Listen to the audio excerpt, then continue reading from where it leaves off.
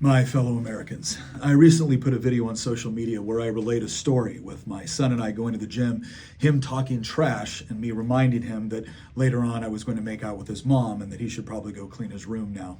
Now, most of you saw this for the funny anecdote it was intended to be. However, some of you got deeply offended. Specifically, Loves to Paint wrote, "You are responsible for your son's trash talk. It is unattractive, demeaning, shallow, and completely unnecessary."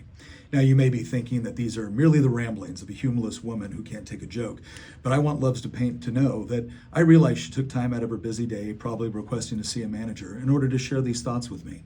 And because of that, I want you to know that I deeply, deeply regret none of my actions.